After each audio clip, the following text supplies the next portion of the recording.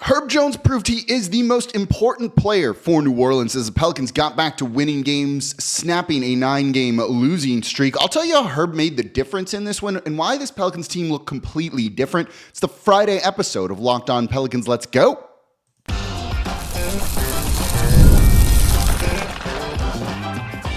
You are Locked On Pelicans, your daily New Orleans Pelicans podcast, part of the Locked On Podcast Network. Your team every day. Welcome to another edition of Locked On Pelicans, the daily podcast covering your favorite team, the New Orleans Pelicans and NBA, part of the Locked On Podcast Network, your team every day, available wherever you get your podcasts and available on YouTube.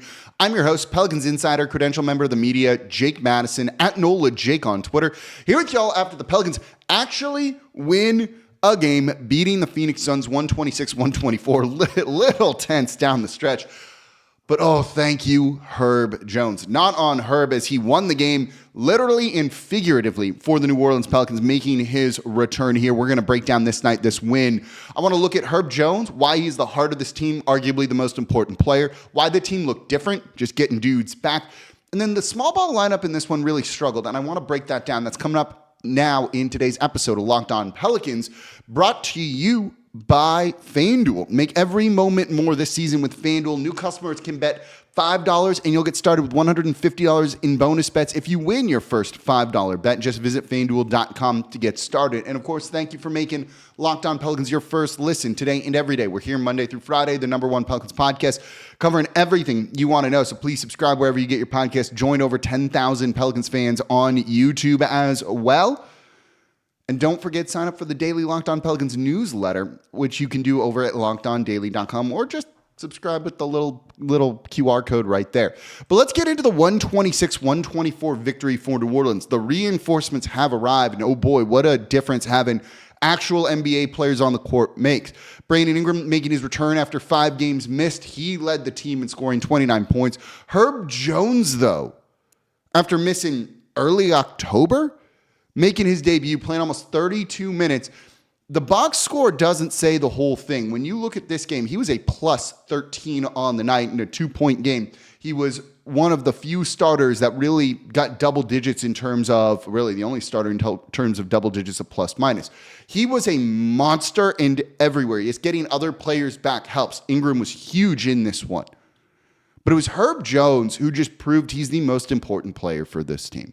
And you can start with the game-winning block. Devin Booker, who torches the New Orleans Pelicans, gets the ball inbounded to him with about 2-3 seconds left to go, them down 2. He's gonna shoot, right? Once he got the ball, he wasn't going to get it, give it up whatsoever.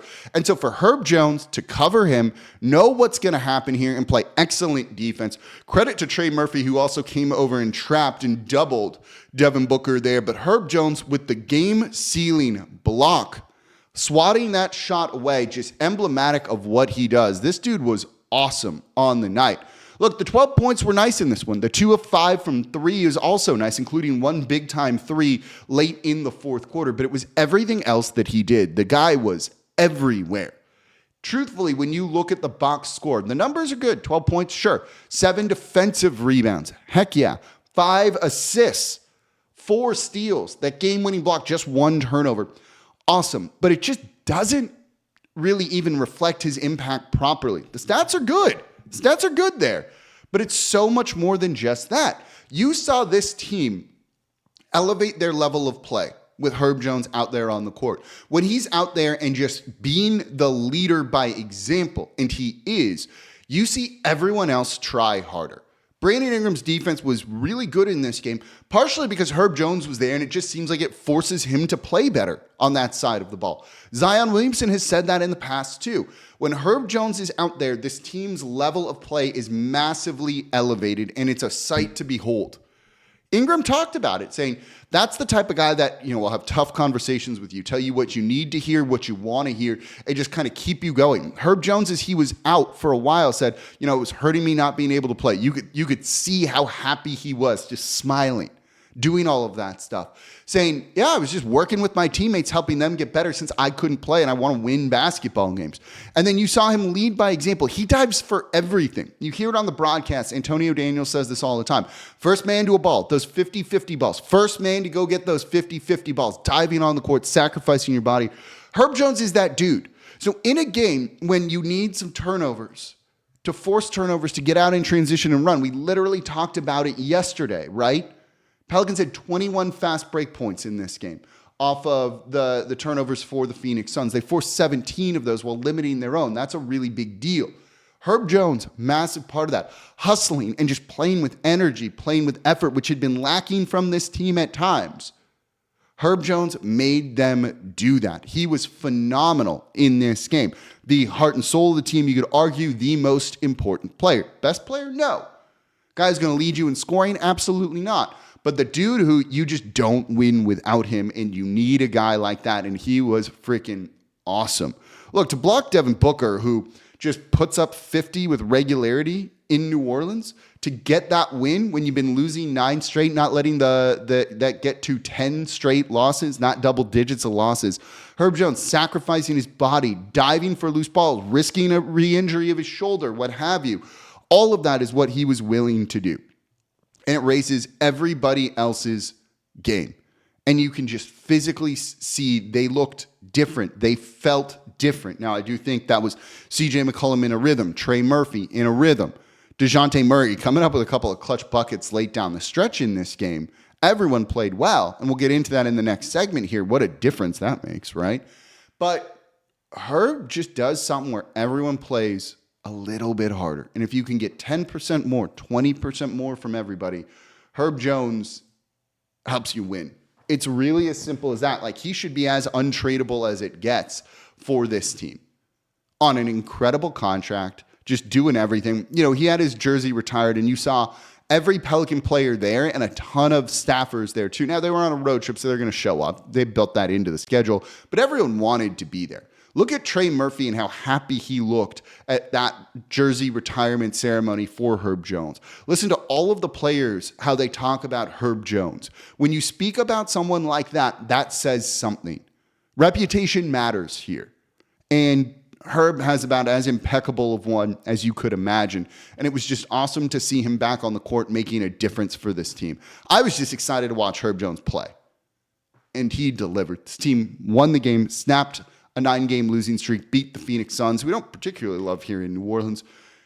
That was great. Herb Jones, most important player. Do you agree? Do you disagree? Let me know in the comments down below. So coming up next, let's talk about why they looked different. And yeah, a healthy team is going to look different, but in a specific way. And I'm going to tell you why. That's coming up here next in today's episode of Locked on Pelicans. Today's episode of Locked on Pelicans brought to you by Robinhood. With Robinhood Gold, you don't need a silver spoon to eat up the financial favors of the 1%.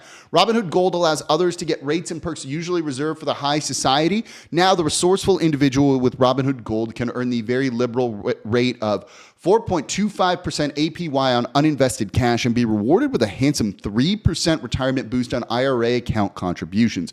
Robinhood Gold provides the privileges of a high net worth for any net worth. These generous benefits are now available for only $5 a month. The new gold standard is here with Robinhood Gold. Sign up at Robinhood.com/gold. Terms apply. For specific product disclosures, visit Robinhood.com/gold. Investing involves risk.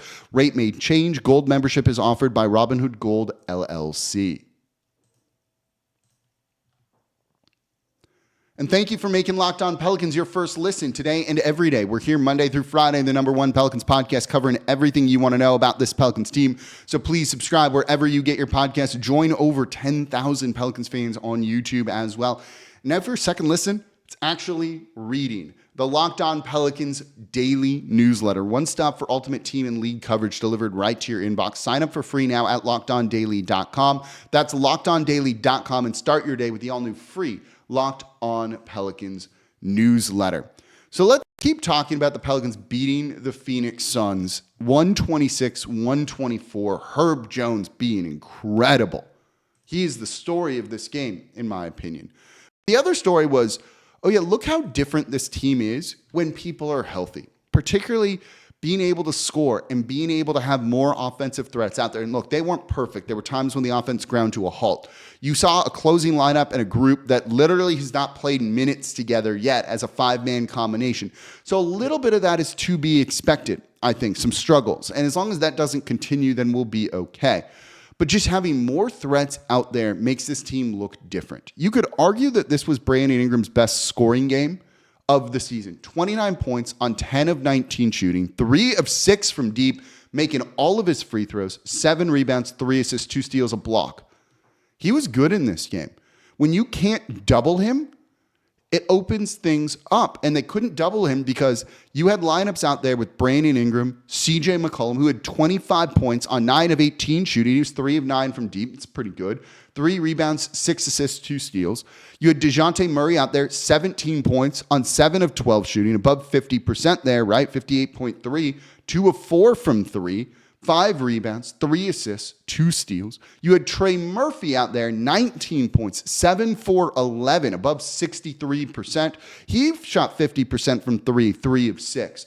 When you have that many offensive threats out there, can you double team anybody? And the answer is no. If you do, you're going to get burned by someone else. Look, it's one thing when it was Brandon Ingram, Eve Misi, and a bunch of G Leaguers, two-way players who are essentially like slightly better G Leaguers. Now, when you have actual NBA players, and look, a starting lineup of DeJounte Murray, C.J. McCollum, Herb Jones, Brandon Ingram, Eve Misi is an NBA-level starting lineup. That opens things up. You double Brandon, C.J. McCollum's open. He burned the team. You double CJ, maybe Ingram's open. Maybe it's DeJounte. Maybe it's Trey. It just made things so much better for this team. And then it put Brandon Boston Jr. in a role to succeed. When he came in, he was not the second best guy on the court or your number 2 scorer. He was able to slot into a more off-ball role that doesn't tax him too much. And after a couple of games of struggling, he bounced back with 11 points. We can point to coaching and other stuff all we want. And we have, because that's a valid thing to say and to point out. But at the end of the day, it's, do you have guys that are threats? And you've heard me say they need to have offensive threats. They have not had offensive threats. Well, they had offensive threats out there on the court in this one, and look at what a difference it made. Look, Phoenix is a little bit banged up. You didn't have Yusuf Nurkic in this one. You didn't have Kevin Durant either, but they're still a pretty good team. Bradley Beal and Devin Booker aren't, scrubs or anything like that. And yeah, they're not as deep as they would be otherwise. But those guys can still do some damage, and they did. So to be able to keep up with that team while you're getting your guys back, desperate for a win for sure in this one, but they haven't played together, to be able to go out and score like they did, it shows something. You even saw some better executed out of time ATO plays, out of timeout plays, after timeout plays. You saw some not great ones too. And we'll get into some struggles offensively in the next segment here with the small ball lineup just really not being very effective, I thought. But overall, just having threats on the court makes such a big difference. And at any given time, the Pelicans had 2, 3 out there on the court. That's what you want, right? You look at some of the guys for Phoenix and contrast it. Sometimes it was just Devin Booker out there, and the Pelicans did a good job of doubling him when he wasn't on the court with Bradley Beal. You go, anyone else can beat us. Now, some guys did, like Royce O'Neal shot well from 3. At times, Mason Plumlee was oddly effective for that team, just doing other little things. You had Tyus Jones scoring, Grayson Allen scoring. But the idea was, let's just limit Devin Booker and make his life difficult. Look, he had 28 points because he got to the free throw line a lot, but he shot only 6 of 20. That's 30% from the field. They did a good job of really limiting his efficiency as much as they possibly could. And with the Pelicans forcing turnovers, getting out and running, doing all that stuff, yeah, it makes a world of difference. Just simply having healthy bodies back out there on the court, you can go further. This is why we've said when they get back healthy, is this team going to still struggle? Are they going to be able to tank? And the answer is probably no. And so if you're thinking about running it back next year or doing whatever with the team, it showed that you can do some of that. Now, you've got to do it more consistently. You'd like to see a little bit more consistency from Trey Murphy, a little bit more from C.J. McCollum at times, but they have been good. And having more threats out there on the court, really, sometimes it just comes down to that. You have the greatest coach in the world, but if you don't have players, it's not going to do much. Look at how bad the San Antonio Spurs have been the past couple of years, and Popovich is arguably the best coach. You have Eric Spoelstra is the best coach in the league. He can only get so much out of that team, and sometimes that is more than it should be. But it's not like he's making runs to the finals every single year with that group. Your star players need to be available and playing well, and that's going to make the difference. And it was the difference in this game for New Orleans, right? They don't have Herb Jones. They don't have Brandon Ingram. They're going to lose this game, and it's not going to be particularly close. You saw Dejounte Murray and C.J. McCollum struggle at times because there weren't a ton of other threats out there. But now when you get 1, 2, 3, 4 offensive threats, Ingram, C.J., Murray, Trey, Herb doing all of the dirty work, Messi with another 9-point, 12 rebound game here. These guys start to kind of put things together and you go, okay, yeah, it's a talent-based thing. And that's truthfully just what it is. Talent is going to win out. They got it back. Imagine this team with Zion Williamson, with these guys playing like they do. It's just going to make it a little bit easier for everybody here. And then having more depth, getting guys back into, other roles is going to make a really big difference, I think. Getting Brandon Boston Jr. back into a role that's more suitable for him was a real big difference maker for this team, it seemed like. That's what they've needed. Now, they have room to improve, and we'll talk about that with the small ball lineup here. Willie Green, I thought, coached a pretty good game here. They had a really good game plan of, let's not let Devin Booker beat us. Trying to limit that. At times when they were playing small, it was the right idea. They just didn't do it consistently. And them trying to get out and transition and run was smart. There were times when they left Devin Booker open, but that wasn't the game plan. And that wasn't Willie Green saying, don't do that. That was just on the players making mistakes. That was late in the game too, when he got rid of the ball twice, then got it back twice. And it's like, why are you letting him get the ball back? You've got to be guarding him better than that. That's on the players. They knew to do that. You saw Willie Green yelling, don't let him get the ball back. Overall, there is some talent here, and you could see it why we thought pretty highly of this team. It's one game. They need to do this consistently. They need to stay healthy going forward too. That's going to make a real big difference. But there is something there to this team that could be good. It's still too late for the playoffs, really, but it is nice to get a win again. And ultimately, I don't think this is going to impact the standings too much for the New Orleans Pelicans. But look, just getting a win, how good did that feel? How much fun did you have at that game? It was fantastic to be able to go and see. So hopefully they can string a couple more of these together just to have a proof of concept at the very least, I'd say, when it comes to this team. Sorry. So coming up next, let's look at that small ball lineup and what the issue with that was and what they can do to try and improve that, because they will need to go with more small ball units, even if Messi's good, because of just the players that you have. Let's talk about that. That's coming up here next in today's episode of Locked On Pelicans. Today's episode of Locked On Pelicans is brought to you by FanDuel, America's #1 sportsbook. Get ready to take on all the NFL and NBA action with FanDuel, America's #1 sportsbook, because right now new customers can bet $5 and get $150 in bonus bets if you win. The FanDuel Sportsbook app gives you everything you need to place live bets on the NFL and NBA all in one place. Look, those lines are always updating. Second half lines are a thing. If you realize momentum is going one way, you get a hunch in the middle of a game. You can check out the latest stats, view live play-by-play, and so much more on the same page where you place your bets. So just visit FanDuel.com to join today, and you're going to get started with $150 in bonus bets if you win your first $5 bet. That's FanDuel.com. Never waste a hunch and make every moment more with FanDuel, an official sportsbook partner of the NFL. And thank you for making Locked On Pelicans your first listen today and every day. We're here Monday through Friday, the #1 Pelicans podcast, covering everything you want to know about this Pelicans team. So please subscribe wherever you get your podcasts. Join over 10,000 Pelicans fans on YouTube. And now for your second listen, check out Locked On Saints. Ross Jackson making sense of the Taysom Hill injury news. Who's going to be the offensive coordinator next season? Has Clint Kubiak earned that job to retain him? What about the head coach? He did a whole series, 16 head coaching candidates, with the other team's hosts breaking down why those guys would be a good fit or not. Getting you something only Locked On can provide. Go make Locked On Saints your second listen today. All right, let's wrap up talking about small ball for New Orleans. This was one area that I felt like they could do better. They could do better. With no Yusuf Nurkic in this, and with the Phoenix Suns having a lack of depth at the big man position, Mason Plumlee was starting. And while I think he's fine, it's not like Mason Plumlee is good. Of all of the starters out there, other than Tyus Jones, he had the best plus minus. He was a +8. He won his minutes out there on the court. Against New Orleans, is there ever a reason Mason Plumlee should win his minutes? Is there, against any team, is there ever a reason Mason Plumlee should win his minutes if Devin Booker didn't win his, if Bradley Beal didn't win his? Absolutely not. You saw the Pelicans go with a small ball lineup a number of times, and what they did not do was put Mason Plumlee in actions. If you're going to run a small ball lineup, it's to take advantage of speed and to torment opposing big men and to put more shooting out there on the court. You've got to play to those strengths because you're going to give up rebounding. You're going to give up some rim protection too. If you don't play to those strengths of playing fast, of picking on those opponent big men and putting them on the perimeter and putting them in actions that they cannot defend, you are wasting a good strategy that should pay dividends, and it really didn't for New Orleans in this one. The small ball lineup was not nearly as effective as you would have liked it to have been.